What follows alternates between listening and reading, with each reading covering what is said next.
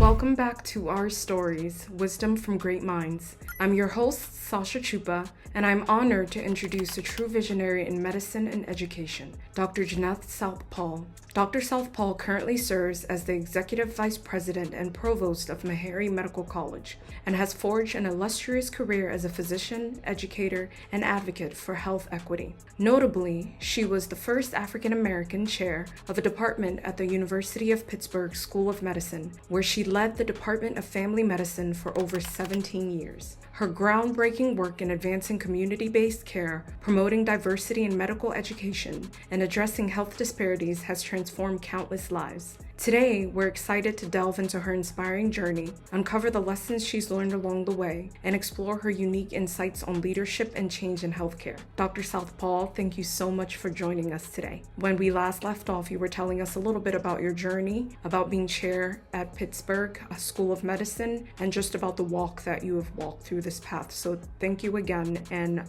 looking forward to continuing.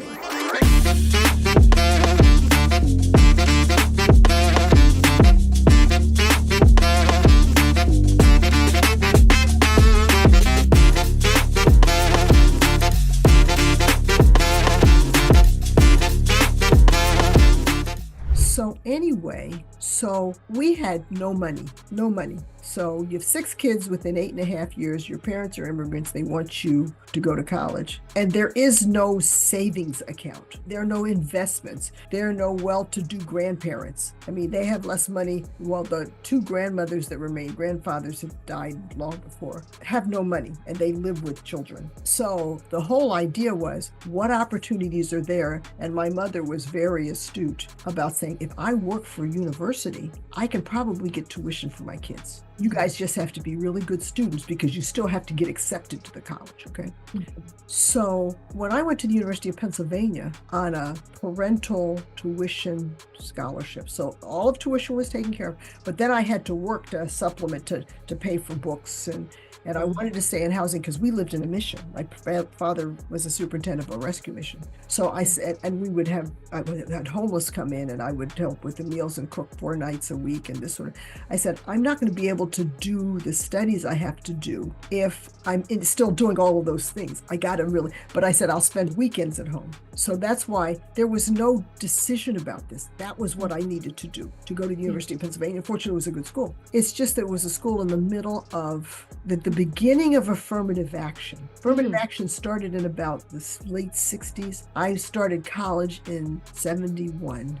And everybody figured that if there was a Black person on campus, they were there to meet these new federal rules. So the comments that were levied against the Blacks, you just heard it all the time, okay? And so my class had about 2,200 students in the first year freshman class in the University of Pennsylvania. There were actually more than 25,000 graduate students on campus. It was definitely more of a graduate institution than an undergraduate institution. And when I started as a freshman, there were 165 Black students. There were no Latinos, no Asians. People don't realize, no Native Americans. People don't realize the diversity was just Black people. Wow.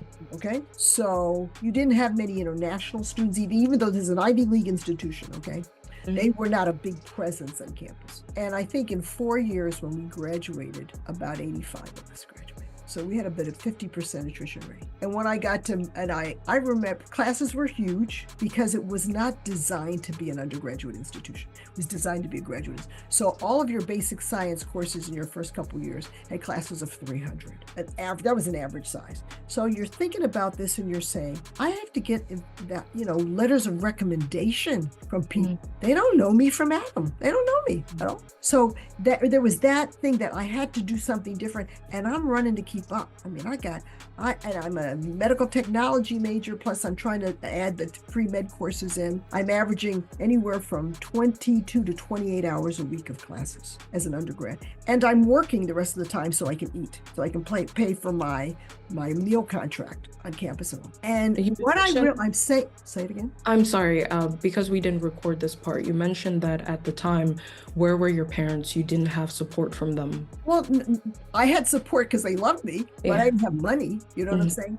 Since my mom worked on campus, on Friday afternoons, I would go to her office, and then my dad would pick her up and we'd go home. And then he dropped me back off Sunday night. Okay. So I didn't have transportation. And, campuses were not providing things so that you could travel free on public transportation, which the University of Pittsburgh was doing by the time I got there. But that was not something, by the time I got there as a faculty member, not when I was a student there. So they were very supportive. They just didn't have any money, any extra money. I mean, I had 4 brothers and sisters behind me who were trying to get scholarships to get into private schools. I did all mine in public schools. 3 of us were all in public schools. And the last 3 were able to get some scholarships. So people said all kinds of stuff to you. So you're asking me about the difference in experience. I was used to people saying, you're only here because we have to accept you. You're only here. I mean, when I would go and ask for help in class, folks would say, it really doesn't matter how you do. We have to pass you. Yes, faculty members saying that to me. And I said, but I want to go to medical school and I need to know this information. And they would say things like, oh, you'll get in. They always accept you folks. I don't think people realize what it was like. So that what you were doing was you had to fight to learn. If you didn't automatically get it, you had to fight to learn. And you didn't have a lot of personal attention. So when I think back about that, and then I applied. So I did all that was 4 years of undergrad, and then I got into 4 medical schools. I got it, and I was amazed because I didn't think I would. And I chose the University of Pittsburgh, which was 300 miles away, but because I had so much attention, in a sense, and love from my parents and staying at home on weekends and everything else, I knew I was going to get I had been an Army ROTC college, because it gave me an extra $100 a month. And I had brothers that were in the military, and that $100 meant I could eat and I could stay. And I, as from an immigrant family, I said, I owe a lot to this country. I don't mind paying this back. Okay. And so I realized that if my whole goal was to get an Army scholarship to pay for medical school. And I thought that means I will never live at home again. I'll be all over the place. I said, I need to get used to not having mom and dad within a 15-minute drive of me. That's why I chose the school that was the furthest. I didn't choose Howard, which was closer. Didn't choose Temple, didn't choose Thomas Jefferson, all of those. I chose University of Pittsburgh. What a disaster in certain situations. That was more racist than Penn. Really? It was at the stage where I walked in, and I chose it because I thought it was in a spot where it was the only medical school in the city, as opposed to having 6 medical schools in the city in Philadelphia. That would allow me more expertise, and therefore I would see more patients, and I get a lot better attention. And I get there, and they'd say things like, there were 7 of us in my starting class, 145 or so in the total class, 7 blacks, 4 guys and 3 women. And we would sit together, and the faculty member would walk in and would count us. You watch him. They'd say, one of you is missing in front of the class. I mean, this is the way. Yes. I mean, this is the way. So I'm saying, and it was, I remember going to physiology professor, and we were assigned, there were 10 students to each faculty member as your preceptor. Classes were big, but then you were supposed to be able to go. And I would say, I want to get some more help from you before this exam coming up. And I'd like to, see what are the things you think I should really concentrate on. And he'd look at me and he'd say, you need to know it all. Don't think you can skip anything. You better know the first 200 pages of this book by heart. And that's the only way you're gonna pass the exam. So I'd feel shamed. I would leave and I would read all the time. I didn't study with others because I didn't expect them to be supportive. Occasionally, we as the Black students, we get together. We usually get together to eat at somebody's apartment once a week or so, once every couple of weeks. At the end of the first year, 3 of the guys had been disenrolled. So we went from 7 to 4 of us. One guy was left. His father was a family doc in town, and he said he couldn't wait to get out of medical school because he was going to leave. He'd never come back to the city again. Another one was from Pittsburgh, but had done her work in Michigan, and another woman. And then my other female classmate was from Steubenville, Ohio. Real close friends. And what it amounted to was we knew we were in a war zone. We knew they didn't care about us. We didn't expect them to. We said, we'll take care of each other. And will do what we need to do.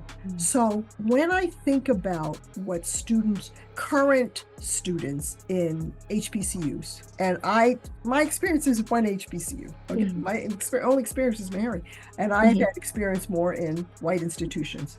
University of Pennsylvania, University of Pittsburgh for 4 years as a medical student, Medical College of Georgia, where I had a clinical appointment when I was in the Army, so I would work with students down there and all. I think I don't go in expecting people to like me, respect me, or care about me. And I know it sounds interesting. I just don't expect it. I expect to have to do 5 times more than anybody else. And when somebody says something negative to me, I say, that doesn't describe me. That says more about them than it says about me.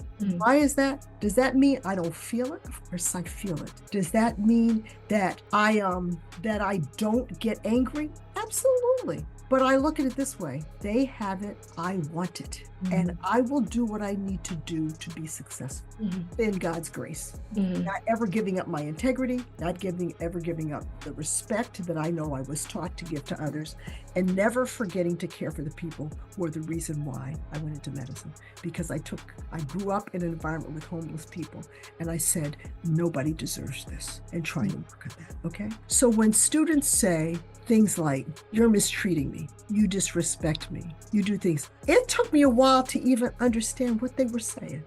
Because to me, what are you talking about? You're here to learn. I'm trying to help you learn. What do you want me to do? Hug you? Even though I hug students, you know that.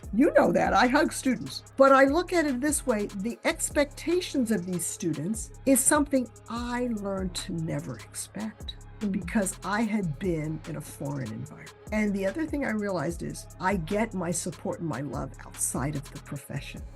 To me, I get it from my faith. I get it from my family. I get it from the friends God has blessed me with. But over the years, I've also gotten it from my patients.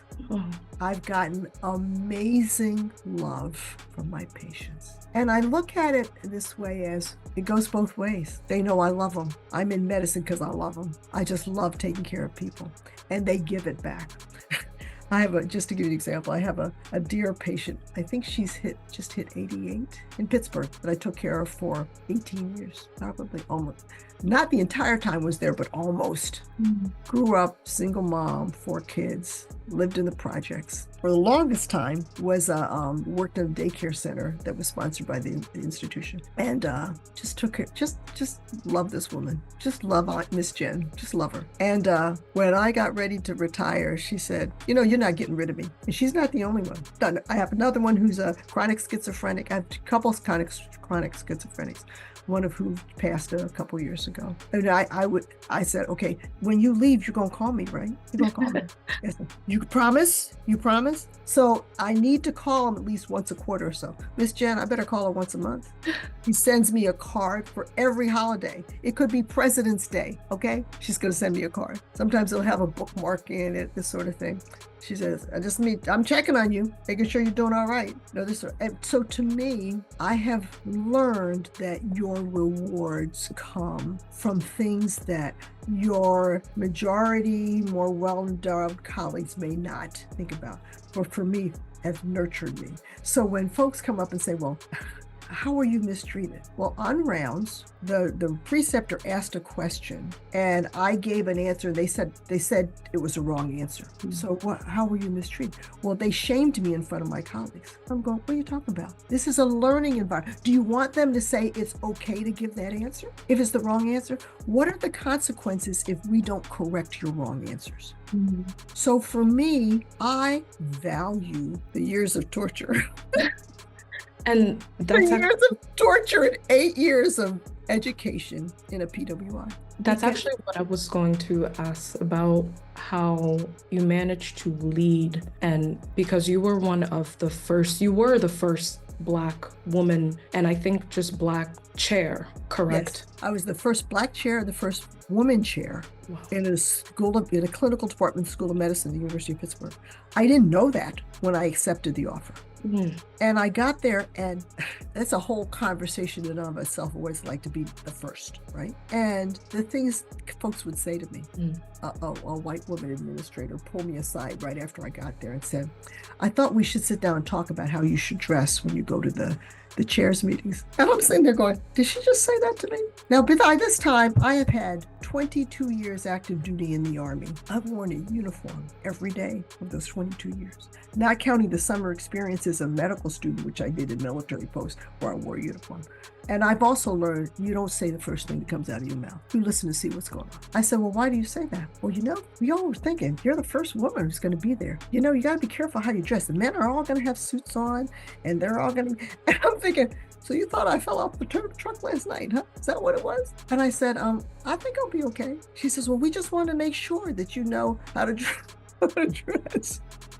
This is a white woman colleague, okay? And I would go to the chair evaluations. You get one chair evaluation a year, okay? And you've got the CEO of the health system and the dean of the School of Medicine and the head of the practice plan and the director of hospitals all sitting there. And the CEO, the first thing he would say was, hey, I like that scarf around your neck. That's a nice color and all. I have 20 minutes in this evaluation to talk about the things that I think are significant for the last year for my department. And you're going to sit there and start talking about the color of my scarf around my neck. And other people said, you should have said something. I said, I was raised in the military. This man controls my paycheck, my resources and stuff like that. What is the purpose of getting into an argument? And how will that sabotage me? You just say, you roll with it. You say, well, I'd like to tell you about some of the things we've been able to do in developing new courses in medical education. And you just move right through it. You just redirect. You move right through it. And then I want to tell you about the things that we've been able to do in the community, and we built collaborative research programs. And I'm talking like this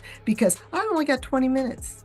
Now, I have prepared a 100-page prep book that you give to them 2 weeks before the meeting. And they're sitting there, it's like, so you think that in the 20 minutes of my time, you want to kibitz about things instead of letting me show you what I've done? Did you not read my book? You didn't read my preparatory manual? But then then there are other things, just stuff where we hear that your residents are violating duty hours. I chaired, and I said, excuse me, no, they don't. I chair the Institutional Duty Hours Committee. I assure you, my residents do not violate duty hours because we watch this carefully. So what is happening? What you're finding, they're throwing out stuff at you to distract you, to diminish you, to get you off track. So in those 8 years of education as a Black student in a PWI, I learned they're not going to love you. They may not necessarily support you. 90% of the time they don't. I had a couple wonderful faculty over 8 years. One was a professor of biochemistry, love him to this day, who would just sit there. He'd let the students come in his lab. We'd sit there. And sometimes I come in there and I just sit. I said, I don't even have anything to say today. I just start crying. I don't have anything to say. So he said, okay, what is it? Let's go over something. I know there's something bothering you. And he'd just stop whatever he was doing and sit down. And years later, he had finally left the institution. He was a tenured faculty member, left the institution to chair the Department of Biochemistry at University of New Mexico. And I ended up going for a meeting, and I was planning on a meeting, and I found his phone number and called him up. And I said, I just wanted to say hello. You probably don't remember me. This is how I started. And I'm coming, I was faculty member there. I'm coming soon. I was chair family medicine. He says, I want you to feel me coming through the phone lines and hugging you. This is what he said. I want you to feel me coming through the phone lines and hugging you. And he took me out to lunch and all. I actually brought him back as a visiting lecturer, and he had made enemies while I was there because he was the guy who liked the Black students, okay? Yeah. But I'm saying all that to say, this is just the answer to your one question that... It's a heavy question. It is. When I grew up and developed professionally in an environment that was hostile. And I said, I will have my own standards of practice, my own standards of behavior. I will always do what I believe as if the Lord is looking over my shoulder. And when people say, well, this is how we do this and we can get away with that, I said, I'm not doing that. The people who charge their country club dues to the department. I joined a health club so I'd have a place to exercise. I paid for that myself. I said, because they will come and they'll be pointing fingers at me about this, even though they're all doing this, right? Even though they're making a lot more money than I am. So I said, you can't let somebody else's behavior govern your standards and your behavior. I think this is And again, thank you for sharing all of this, because it's actually really important when we talk about history repeating itself. We see an attack on DEI again right now, right? We see somewhat of, it seemed like the trajectory, things were getting better. And now we have, again, history repeating itself, attack on our rights. Black people are getting questioned about their diversity hired. These attacks are happening all over again. So when you're sharing, you shared your story here, it's a reminder that there's so much work to still uncover and do, because just we thought things had gotten better. For a while there, I mentioned I have an experience where I went to University of Maryland, Baltimore County for undergrad, and I had a completely different experience, and it stemmed, again, President Hrabowski there made the experience a great one. I call UMBC, you made a beautiful choice, like for the acronyms there. But I love it. What are your thoughts on the fact that this is happening all over again, especially in your position where you are right now? You've somewhat climbed and made your way through, kind of saw the other side, helped a lot of people along the way, just for us to be getting attacked all over again and having our merits questioned all over again. We see it at more than just an institutional level, right? Like we see it, I think they were talking about even pilots as DEI hires, so many factors that we're getting attacked again. How do you think we should approach what is happening right now again in America? This is a very sad time, and it's a time that I understand very well because I've been there. I'm old enough to know what it looks like and what are the things, because I've lived through it before, and the importance of being very supportive of each other, but also holding ourselves to the highest standard, because we have to make sure we don't make it easy for them to attack us.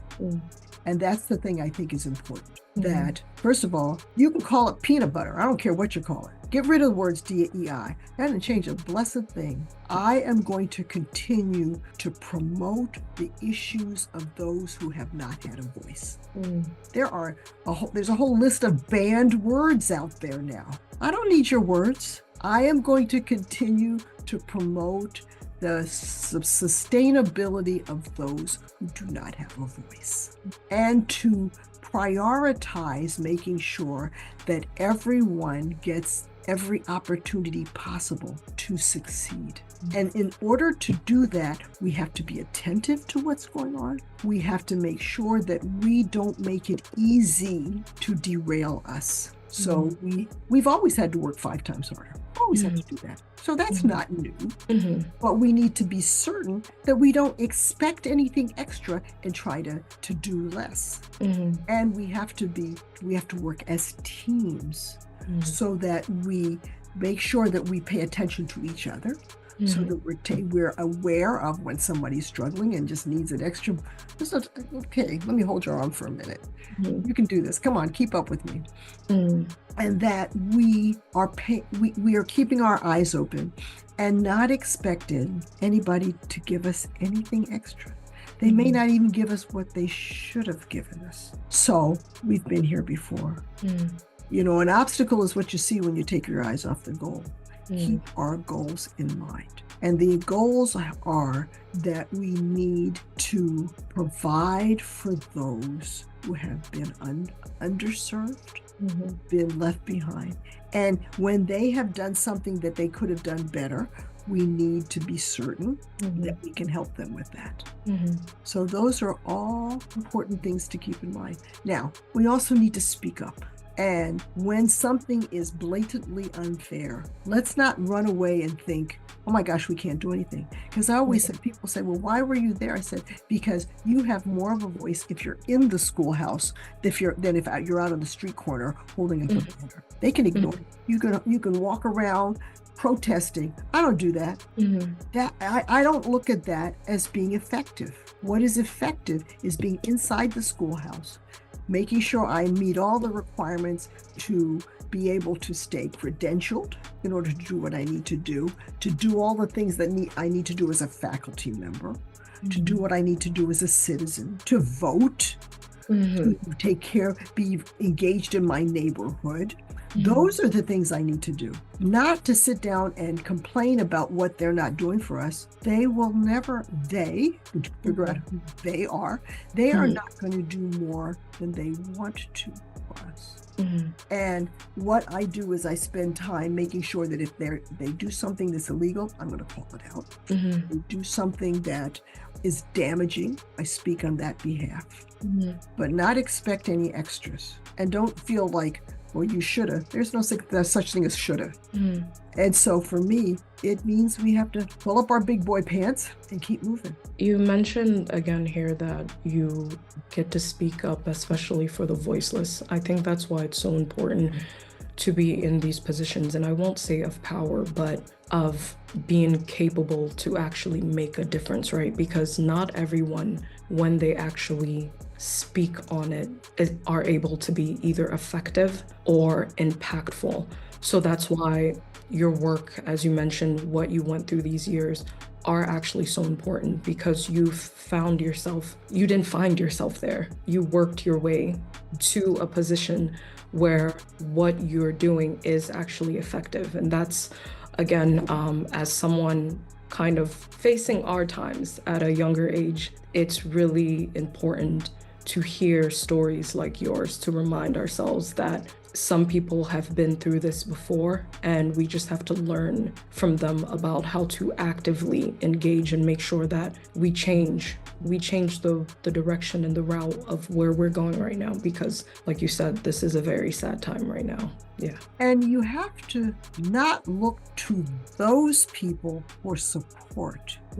Figure out who you need to be there in your life to encourage you, who you need to know you can depend on for valid advice, caring advice, compassionate advice. And don't be discouraged if you don't get it from somebody else. And then follow the advice. I have a lot of mentees over the years, and I collect them and keep them. So they're all different stages of their careers, okay? And I can't chase after them because I don't have time. I can't respond if they reach out. And I have, thinking of one right now, I said, I reach out to you and you don't respond. I can't chase you. You come when you're desperate. I said, you need to stop this. And I'm just, I'm not helping you if I tell you what you want to hear instead of what you need to hear. And I have students, I've just bought a ticket to go to the retirement ceremony of a student that I've known since she was a first-year medical student. She's retired from the military in July. And she's asked me months, and she's asked me, I said, okay, I just bought the ticket. All right, I'll go find a hotel. I'm gonna make it a vacation. And because you know who you want to be like, you know the person whose advice you value. You know the one, and it may not be the same discipline. You may decide you want to go research versus clinical, or a different clinical practice or something like that. But you also know when somebody says something, you say, yeah, that makes sense. That's right for me. And you got to follow those folks. I mean, I was fortunate. I had a smart mom where she went to night school for 9 years so that we could walk down the aisle together at night, and walk down the aisle together to graduate from the University of Pennsylvania. And she kept saying, you just got to ask for what you need. And I'll give you a funny example. Not funny. I always remember my parents didn't let me do any part-time jobs in high school. They said, this is a dangerous city, and we live in the ghetto, University of Philadelphia. And I get on the bus at 6:30 each morning, the public transportation, go up to the subway to take the train to go up to this, what we now call magnet schools. We didn't call it a magnet school, all academic girls public high school. And then I go through all this and come back home. And but Dad said, you can't do any other jobs because you don't drive, you can't take public transportation. So it wasn't until I was ready to graduate from high school that I said, I need a job. I need to be able to earn some extra money because I won't be living in mom and dad's place. So my mom said, okay, I'm going to do is I'm going to write to the dean of the medical school, the University of Pennsylvania, and ask him for a job for you. I said, Mom, it doesn't work that way. You can't do that. And I thought, he's going to think you're nuts or ignorant or something. And I didn't think anything of it. She went ahead and did it. She wrote a letter to whoever was the dean of the University of Pennsylvania School of Medicine at the time. A month later, this letter comes back. And I mean, we didn't have any email. Remember this. Email was not something that existed at this time. I mean, you all think Instagram and text messaging, you didn't have any of that stuff. Letter comes back and says, tell your daughter to go see Dr. Nicholas Kapelides. He's a research scientist at Philadelphia General Hospital. He's also a faculty member of the University of Pennsylvania, and let him know that you're the person asking for a job. So I got on the subway, left school one day with my viola in one hand and my book bag in the other hand. And I go and I take all these buses to get to West Philadelphia. I'll make my way through the university campus to get to the back, which is where the general hospital was. And it was an old stuff. So it took me, it was a journey to try to find this lab. I go in there and I walk in this place and it looks, I've never seen anything like this. I went to an all-girls school. Girls didn't need to know science.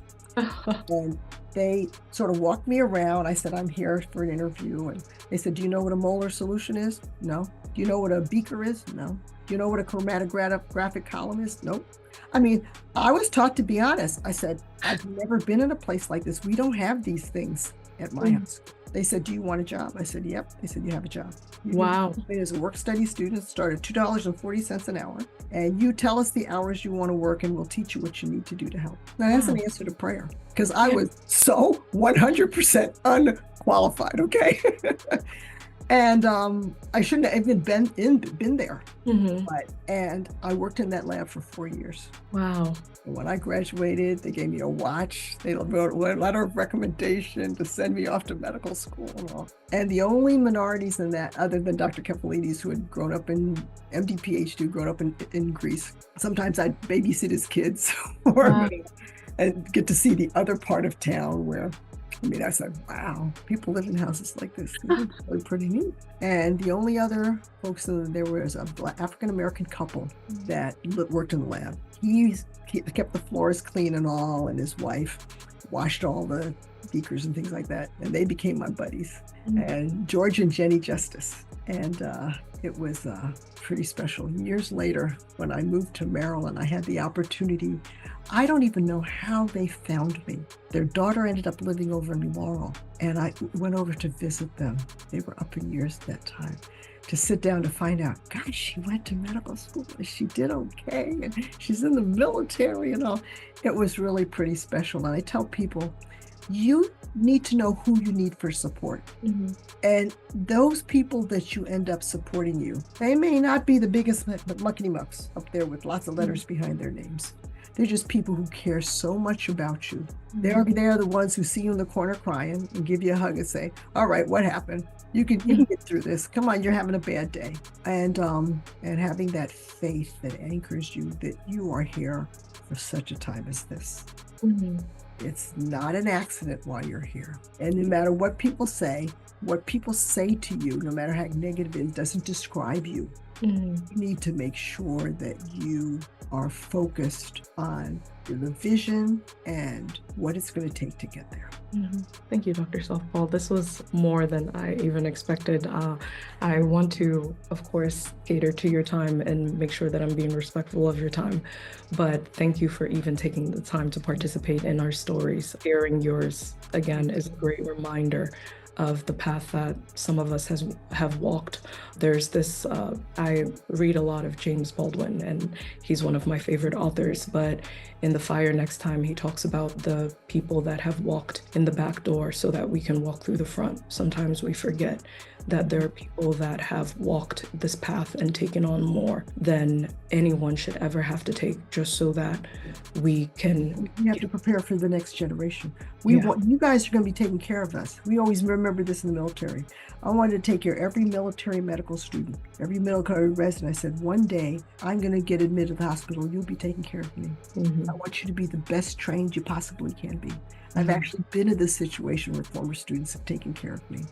And it warms your heart to say, oh my gosh, you're my former I'm going to take care of you. Mm. Very important, very important. Well, So thank I you. wish you all the best on this project, and let me know how I can help, okay? Okay, thank you so much, Dr. You're South. welcome. Take care, Sasha. Have a good one. You Thanks. too. Now, let's see if there's anything I need to do here. I'm going to, before I get finished, I'm going to call Danita and say, Okay. "You're And done." I think I just leave now, and then she. Okay, and I'll hold on. Okay. And then I'll get her to send it to you. Okay. Okay, perfect. What's the email you want to be sent to?